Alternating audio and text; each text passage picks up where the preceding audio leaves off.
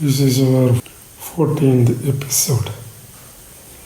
And last time we have seen that a farmer was holding 2 gardens of grapes. We identified them as gardens of the physical and the spiritual knowledge systems. The physical garden is visible. The spiritual garden is hidden.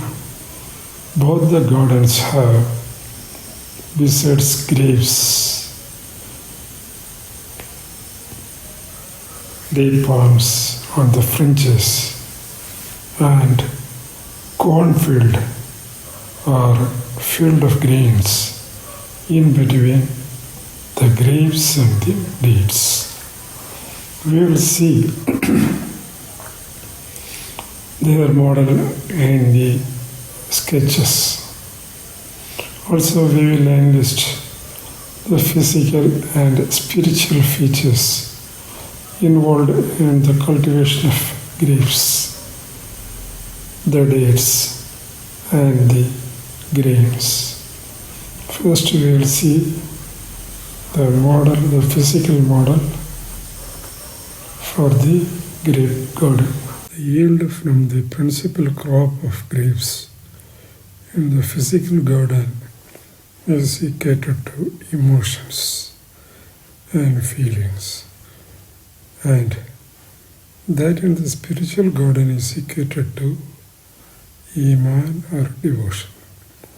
Iman is the state of the qalb when the sadr or mind is filled with remembrance of the Creator Rabb. The feelings get mellowed, as in the case of seasoned dried grapefruits, with enhanced quality and longer storage efficiency when the qalb is filled with Iman. We will now see the features in respect of dates. The yield of physical dates is equated with intellectual knowledge. Here emotions transpire into understanding through thoughts. The field of spiritual dates, the yield of spiritual dates is equivalent to spiritual understanding called Taqwa or God consciousness. It comprises shielded Iman or righteous devotion.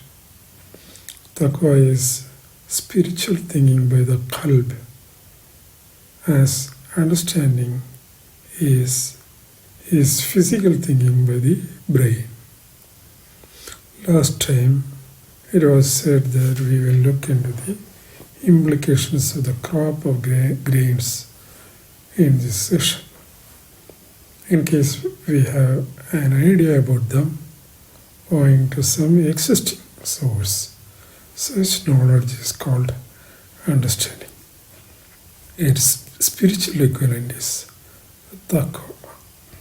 However, if we had no clue but the subject has been occupying our attention ever since the depiction of the 2 gardens of 3 crops each became part of our understanding, and if their significance emerged on their own accord, then such emerged understanding is no more understanding, but it is spiritual knowledge or ilmu. Knowledge is related to what are to be, whereas understanding is related to what have been. Understanding is of the past and knowledge is of the future. Understanding is procurement of non-external knowledge, but knowledge is internal receipt of unknown knowledge. Once known, the knowledge becomes part of one's knowledge system. It could be added to the created external knowledge system. Anyone who adds from that source into his knowledge system has only an understanding of the knowledge. With this introduction, we will take up the example of the grain or corn cultivation. Grape vines for grape plantations are domestically selected, which implies the importance of home grooming. Date seedlings are transplanted and grown into trees, which implies external education. Corn seeds are sown to produce an abundant food supply for distribution. Care should be exercised in seed selection, as one reaps what he sows. Good yield from a great field enhances the quality of the society. Harmful weeds require eradication.